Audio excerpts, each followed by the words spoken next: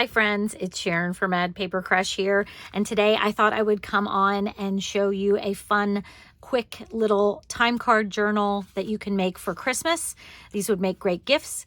These would make great places to, keep your lists of things to do throughout the holidays. It would be a great way to just have a little reminder of, things that are going on to, keep some of your memories in, just to journal in.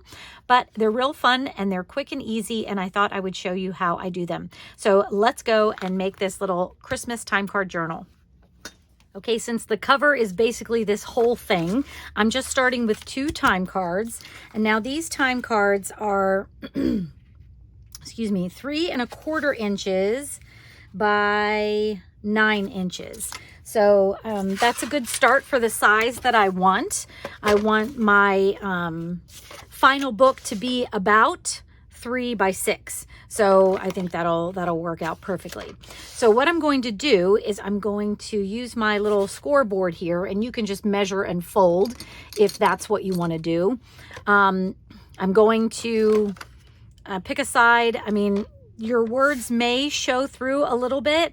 So if you want them right side up, then just be aware of where you're scoring. So we're going to score the pocket. So this is going to be my top over here, and then my pocket will be down here, and it's going to be 3 inches wide. So I'm going to score this at 3 inches. So you can see when I fold it, some of it will be upside down, but some of it will be right side up as well. So like I said, just be aware of, what you want to be right side up, or where your napkin might be. And this, of course, you could cover all this up if you wanted to. You could paint these first, I guess, or, something like that if you wanted to. So here are my front and back covers, and they're going to have these little pockets here. And now what I'm going to do is I'm going to start working with my napkin to cover these. Now I've picked out this Christmas napkin, and that's the fun of doing these, is that there's so many different patterns that you can choose from and use. And I thought this one was cool because it looks like these strips are just about the same size as my time cards. So what I'm going to do first is I'm going to take any additional plies off this main layer. So sometimes napkins are 2-ply or 3-ply, so I'm not even sure what these are, to be honest with you. So I'm going to just start with a piece of masking tape on the back side, and I'm just going to put it down and give it a fast rip, and you can see that it started tearing into this layer here. So if I get my finger under there, and then I can gently pull away this layer here, and this one looks like it has another layer, but we will see. So this you could save and stamp on and use for something else if you wanted to, or you could throw it away if you don't want to use it. And now I'm going to take my piece of tape again, and I'm just going to see if this actually has another layer, and it does. So you can see now that's my second layer I get to pull off here. So I'm just going to once again very carefully pull off. I'm going to try not to tear my main layer, and that's kind of the cool thing about working with these napkins. I don't know, it seems to work very well. I'm going to say I rarely tear them, and then I was going to say I'll probably end up tearing it this time while you're watching, but I think I did okay. All right, so now we have this 1-ply of napkin, which is what we want to do our sort of napkin decoupage, is what I was trying to say there. And so you can decide, which side you want to be your outside or your inside. I kind of folded mine this way. So, this is going to go down. This will be the outside of my cover, is what I'm trying to say. So now let me just tell you how, I'm not going to do the whole thing on camera, but I'm just going to tell you how I cover them. If you're working with a napkin that has a right side up or an upside down, you might want to cover this in 2 pieces, meaning first you would cover this so that it's right side up, and then you would take another piece of napkin and you would cover the other side so that it's right side up when it's folded over. And this one is kind of that way. And as I'm looking at this pattern, you can kind of see that from this fold up is right side up, and from this fold down is upside down. So I could just use this one napkin to cover the whole thing if I can take it to the fold, which it looks like I can. So, you know, depending on the size of your napkin, you may not be able to do this. You might have to, you know, pick a different part. You obviously could do this any way you wanted to. You could have it nice and striped this way if you wanted to do that as well. But I think I'm going to, let's see. This one looks upside down. That one looks right side up, which is opposite of that one. But that's okay. I like this one just because it has bigger, I think it has a bigger stripe on the side, which I want to include some of that if I can. So let me just find my fold. No, wait, this is the upside down part. Yep. This is the right side up part. I don't think this is going to work the way I want it to. No, because these are facing the wrong way. So the second one here, I think I could do, because this is right side up and then this one is upside down. So what I might do is I might just take my scissors here and cut off maybe right up to here so that I can see better when I use this one side. So this one I could use for something else, but I want to have at least 2 full panels. And I might end up having to use this one because I think this one is going to be like this one where it's kind of facing the wrong way. But obviously you could tear this apart and do the same thing. You don't have to cover the whole thing at one time. This is just me trying to be efficient, I guess is what I'm trying to do. Okay, so here's my fold. So this part is right side up. I'm going to try to line up this fold with the other fold. And then when I decoupage it down, I'm going to try to put it on that fold or close to that fold. So what I'm going to do is grab some deli paper so that I don't get my whole table sticky with glue. And now to do this one, I like to just use this glue stick. You could use a decoupage glue. You could use a Mod Podge or something like that if you wanted to. I would probably water it down some since this is so very thin. But I think that the decoupage with this glue stick I think works really well. So I'm going to be using this Oohoo Magic Blue glue stick. So now what I'm going to do, I think I'm just going to do one piece at a time, even though I'm not going to tear this apart. And so basically what I do is just try to cover the entire space I'm working on decoupaging with a special attention at the edges, but obviously you want to fill the middle too. And then I'm going to turn this way so I can see a little bit better. And since I've only done one part, I can kind of even see where I need to just put this down so that it lands on that fold. And I do want to kind of be sure that I'm covering, you know, all the way from edge to edge or even bigger edge to edge. So, you know, if you've decided to pick a part of your napkin that is in the middle, that is totally okay as well. You can do that. So now, once that is done, and this is starting to stick, I'm going to cut the napkin down a little bit. So I'm just going to take a water brush that I have and try not to open the whole thing. So I'm just going to pull off, let me just make sure there's no color on here. Okay, so this is just a water brush. It just has water coming out of it. And I'm going to try to find the end of my time card there. And I'm just going to use my water brush to very quickly and not very precisely make a line at the top and the bottom. So when you do that on one ply of napkin, it becomes very easy to tear. And now I'm going to, as I'm tearing this, I'm going to try to be pretty careful because I think I'm going to use these other panels probably for the inside. And then I missed this part at the top here. So let me grab that again. And we're going to be sewing around the edges, so this doesn't need to be real precise, and it's okay if it comes off a little bit. If your napkin tears, you can, you can just try to put a little bit of glue down and use your finger to very gently, push things down. So I don't know if you can tell, but this is a little bit wrinkled around the edges, and that's okay. I think that kind of makes it look even more distressed and old. And then remember, I didn't do this part, so I'm just going to pull this back. Once I grab my deli paper again, I'm just going to pull this back, and I'm going to pull it back a little bit past where I glued down already, if you can, if it's still wet, that you can do that. because I really want to, you know, once again, be sure that I have good coverage here. And now that I have the top on, this should go down very easily and be right where I want it to be. So I'm going to do the same thing with this one, and then we're going to do the inside as well, because obviously if we have our pocket folded up here, you're going to be able to see this part too.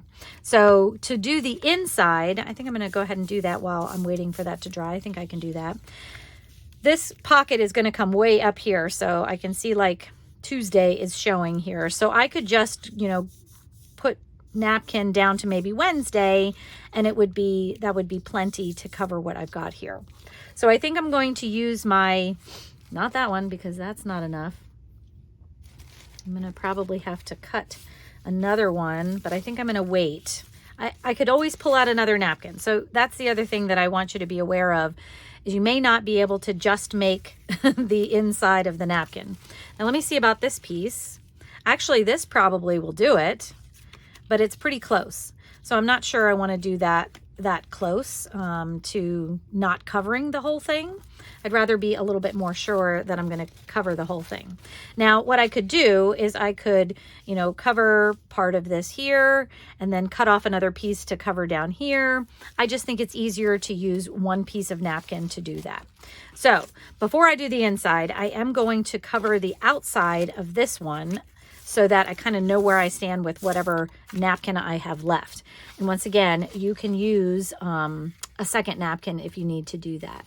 So now this, the outside piece is the one that works with the pattern going in the correct direction that I want it to. So I'm doing the same thing as before, and I'm going to use my, my fold, which I can barely see here. And I'm just going to make sure, once again, I'm lining it up on the edge as best I can.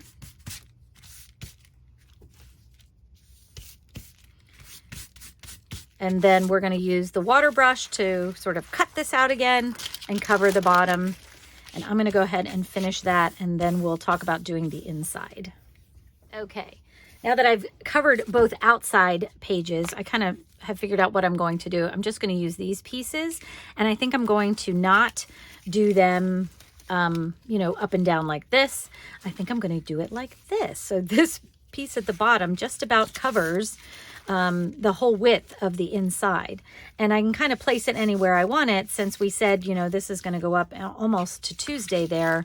So I was thinking I would just try to get the top of this piece here, and then it wouldn't really matter how far down it came.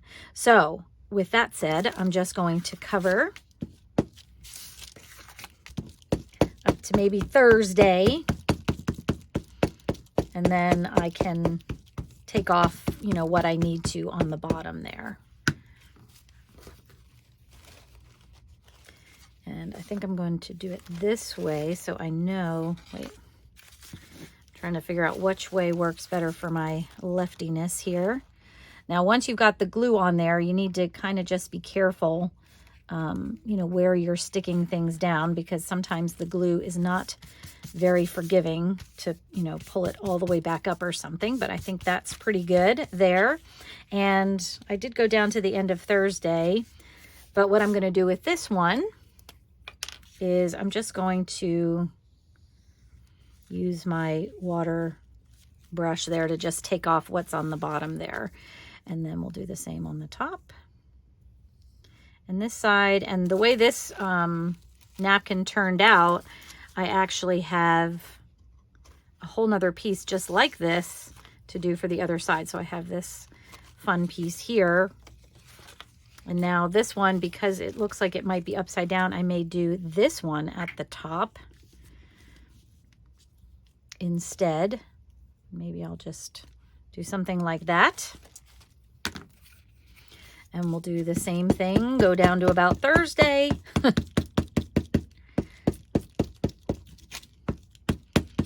Make sure I get my edges really good. And then just make sure I have it the right side up that I want. And now, if your napkin doesn't cover exactly, or you don't get it exactly where you want it to go, you can try to move it a little bit before, you know, things get glued down. You could also tear off other pieces and put glue down, glue more napkin down to wherever, you know, is open.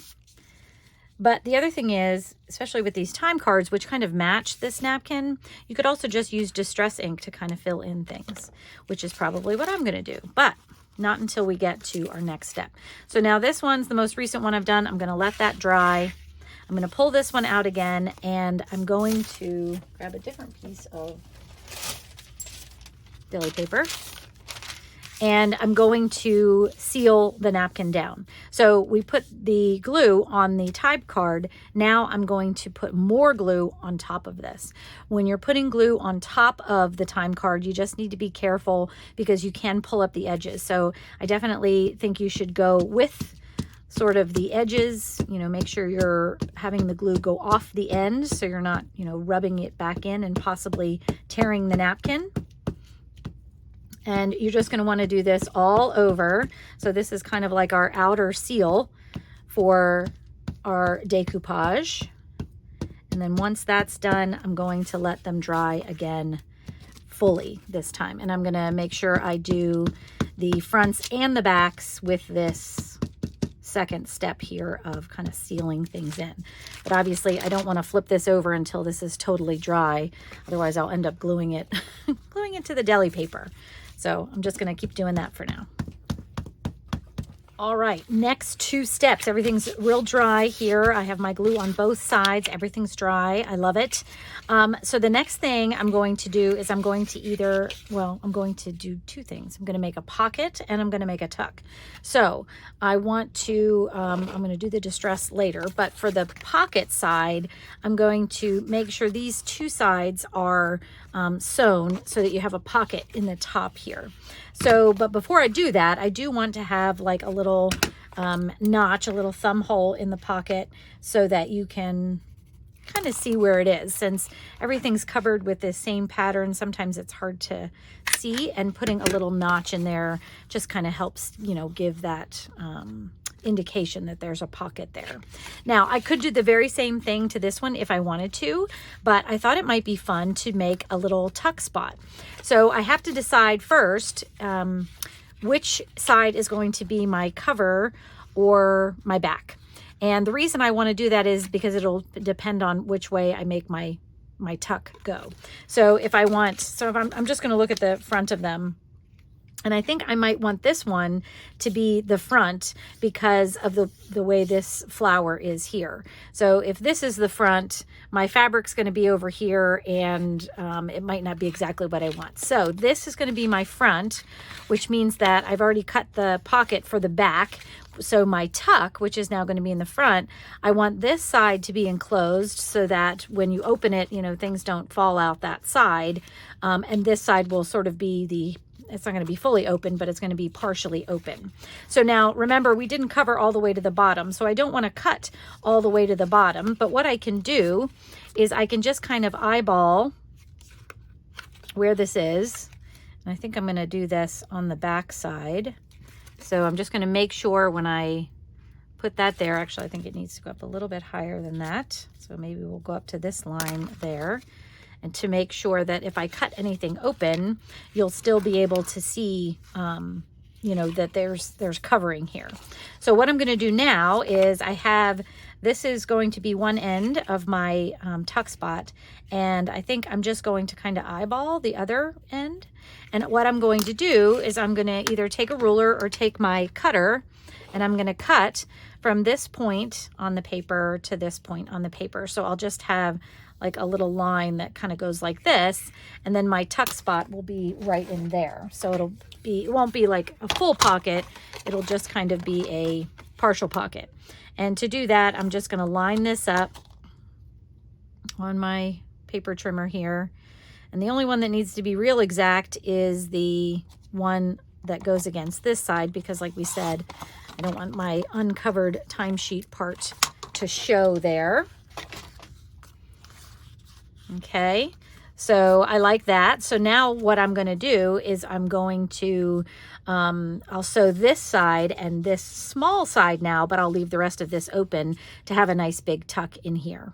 Now, before I do any of that, I'm going to distress everything to make sure all of the pieces where my napkin didn't cover exactly, I have a little bit of distress on there just to cover some of that up. And then what I'm going to do is I'm going to sew them together. So I'm basically going to sew around the whole outside, or if not the whole outside, because this fold already encloses this end, I don't necessarily need to sew here. I can just sew around these 3 edges to sew everything together. On this one though, I'm probably going to sew on the lines that I cut here before I sew them together. And I may even do that over here too. That might look nice. So I'll sew this opening, I'll sew this opening, and then I will fold them together and I will sew around either the whole thing or the 3 open sides, just so that I'm pulling everything together. So let's get to distressing and sewing, and then I will be right back and we'll get this cover put together. Okay, the fun part of this project is that you could stop right here if you wanted to, because these would make great pockets for a journal. You could glue them in, you could tape them in, you could paper clip them in, you know, just clip them in or something like that. You could even use them for Christmas greetings. You could put a little note in the pocket or the tuck spot, pop it in an envelope, and send it off to somebody. So I love that, you know, there's more things that you can do with this. So I just wanted to show you, I did sew the tuck spot opening first and then folded it in half and just sewed around the 3 edges here. I didn't sew around the bottom. I didn't think that it needed it, since the bottom fold keeps it closed. And same with this one. I did go ahead and sew across my top part of the pocket and then sewed around the 3 sides here. And now to put the cover together, if you are going to make a journal from this, I grabbed a scrap piece of fabric that's about 1.5 inches wide.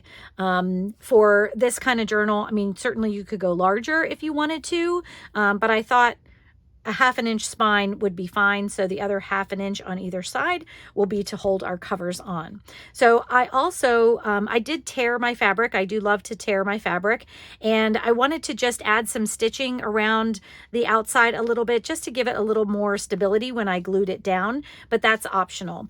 The other thing that you could do with this fabric is you could put some Mod Podge or some gel medium or something on it to give it a little bit more body. If you have a very lightweight fabric, if you have like, if you're using a denim or you're using some kind of canvas or something like that, you probably wouldn't need to do that. This is cotton, so it is a little bit less stiff, but I think I'm going to leave it uncovered, meaning I'm not going to put any medium or Mod Podge or anything on here. I'm just going to kind of leave it the way it is. I sewed around the edges just to give it some stability and so that the fraying wouldn't continue to fray. And then I'm going to turn it over, because this is going to be the inside of the book. I'm going to kind of lay it on my my little mat here so that I can get an idea of where I'm going to put the covers. So what I'm going to do is I'm going to line this up 1/2 inch on one side and 1/2 inch on the other side. Now you do need to be sure that, first of all, your covers are right side up so that you don't have one upside down or something like that.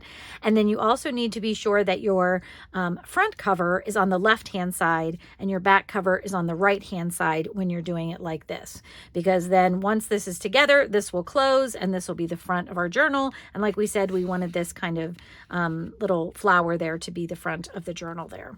So that's going to be like that. And then I'm going to just use my Beacon 3-in-1 glue, and I'll start by gluing the fabric itself. So I'm also going to be using my mat as a gauge to know how much fabric I need to put down or where I should go to. And I'm going to just glue about 1/2 inch on this side of the fabric. Now I am going to, because I didn't cover this with any Mod Podge or anything, I am going to use my finger just to spread that glue out a little bit. I don't want it to show through the fabric on the other side, the lines. And if you kind of spread it out like that, it does a better job of keeping things nice and neat on the other side. Okay, so that's the first side down. And then we're going to do the same thing over here. I'm going to make sure I have this lined up so I know about where I'm putting my glue.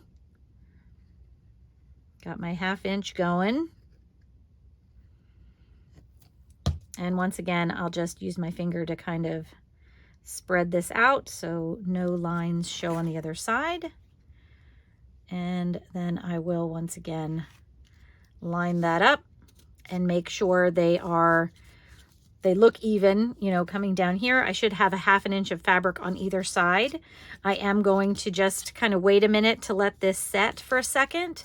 And before I let it completely dry though, I'm just going to let it set up, but then I will flip it over just to make sure my fabric is pretty even and straight on the other side. But I do need to be sure it's grabbed a little bit.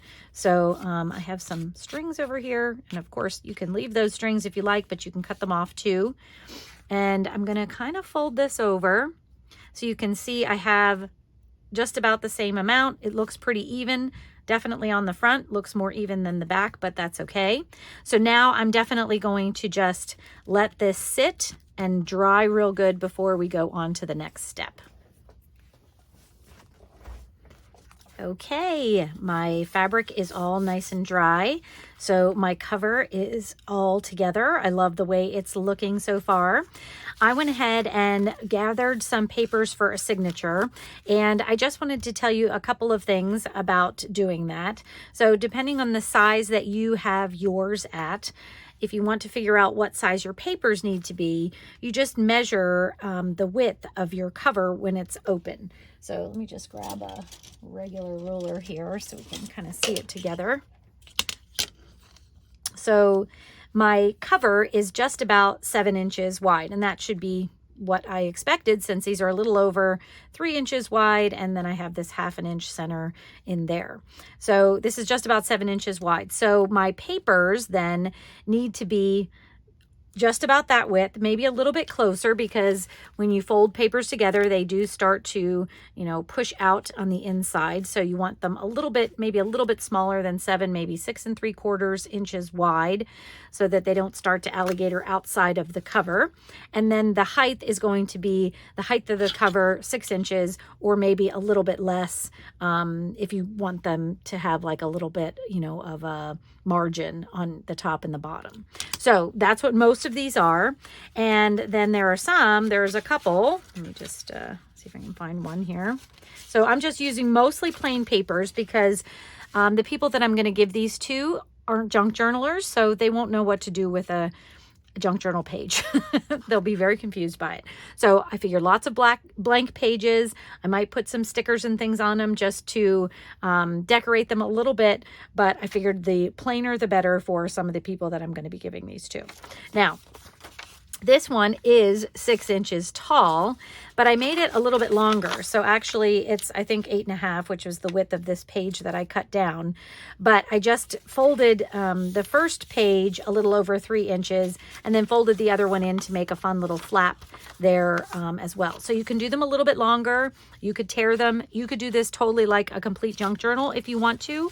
I'm just trying to give you some ideas of what I'm going to do, especially since I'm not planning to give these to junk journal people. So the next thing is going to be to sew the signature in. So I am going to choose some thread that is not that one, that is close to this green. And I have a couple of binder clips here, and I have my needle and thread that I'm going to do this with. So the first thing I want to do, because I am not going to, you know, measure this really precisely, I'm going to kind of eyeball it. And to do that, I want to be sure, first of all, that my cover is covering what I want it to cover. And so you can see these edges are sticking out just a little bit. So if you wanted to trim them down, now would be the time to do that so that they don't stick out. But I'm okay with them sticking out a little bit here. And then I'm going to make sure I have my cover folded at the crease of my signature right where I want it to be. And then I'm going to take these binder clips and put them on to hold everything in place. And I'm going to put them on with the book, with the journal folded in half, so that, because sometimes when you open them up, it changes things and moves things around. And now I'm just going to use my little paper piercer here to punch 3 holes, because I'm going to do a pamphlet stitch. And I'm just going to eyeball the center for my first one, and then about a 1/2 inch from the top and a 1/2 inch from the bottom is basically going to be the holes that I'm going to use. So hopefully I'll be able to see them once I get to that point. I'm going to very quickly go through the 3-hole signature, 3-hole pamphlet stitch, but I will link you to a video if you want deeper, more thorough instructions. So I'm pulling my thread about 3 times the height of my journal, and I'm going to grab my needle. Whoops, needle's falling all over the place over here. And I'm also going to grab my beeswax. I'm using a nylon thread, which is not waxed. So just to make it a little bit easier going through the signatures, I like to wax it. Makes it, I don't know, it's a little too slippery if I don't have it waxed, I guess is what I'm trying to say. Okay, so now I'm going to start sewing from the middle, and I'm going to put my first stitch right through the middle there. Move that thread, and I'm going to leave several inches at the other side in here so it doesn't pull through. I don't have a knot in there, but I'm going to leave it on that side. And then I'm going to try and find the holes that I made through here. So I'm going through one of the side holes, whether it's the top or the bottom, it doesn't really matter. Just needs to be one of them. And then you go all the way past the middle hole into the other end hole there, and come out there, and try not to get it caught on everything like I did here. Okay, and then you're going to go back down through the first hole that you started in. And I'm just going to try to do this. Let's see, yep, that worked. Okay, and then I'm going to pull my needle out. And then before you tie anything, you want to be sure that your threads are tight all the way around the journal. So what I like to do is I like to first put one end of my ends on either side of my middle stitch here, and then just give them a tug. With a 3-hole pamphlet stitch like that, you can do that pretty easily and get a nice tight stitch just by giving it a pull right from the beginning. But you do just want to check that. And since all my holes are through, the other thing that I can do is check it on this side, make sure I don't have a real big gap here, and same over here, make sure there's no big gap. So this is looking good. We'll just give this a double knot in here, possibly. And then you can either cut these strings off, or you could add some beads or some charms or something to them, which I may do.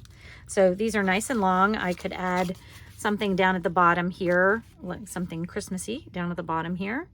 But that's basically it. So we have our front pocket there.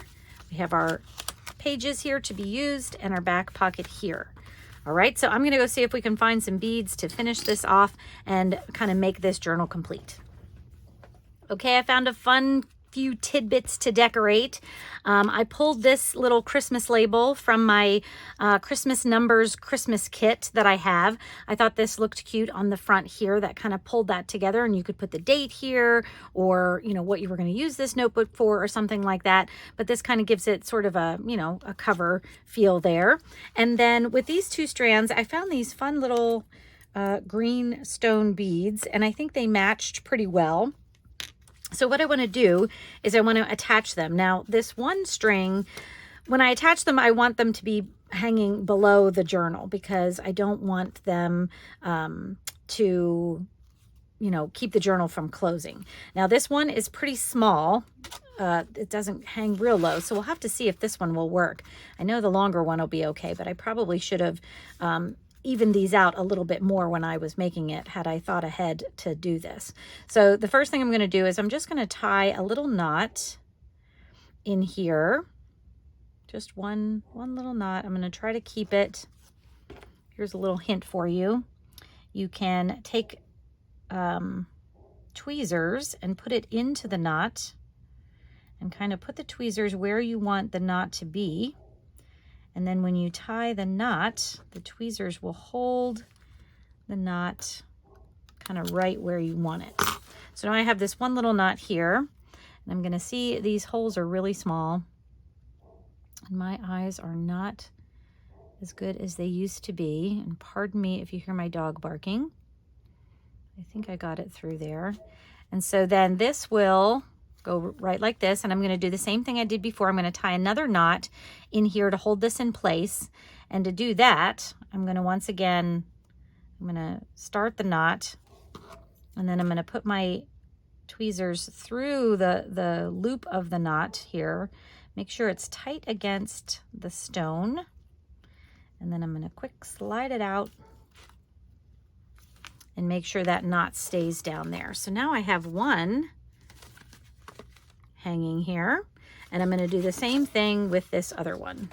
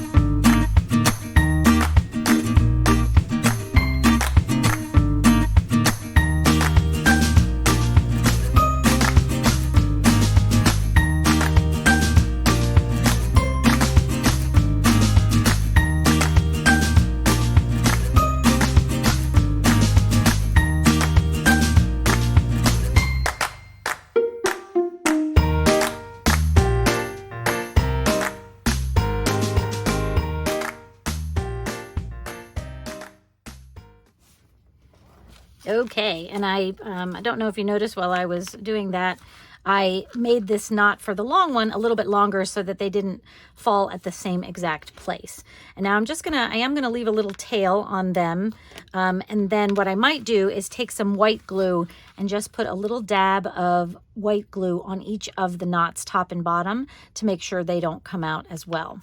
So now when I close my journal, I have these two cute little, I think I'm gonna cut these off.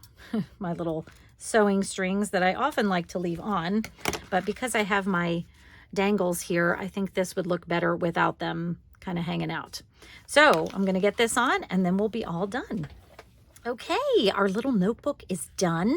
I added my label on the front, and I went ahead on the inside and just found a couple pages where I could add a couple more labels in case whoever I give this to wants to put in, what the page is being used for, what lists maybe, or whatever.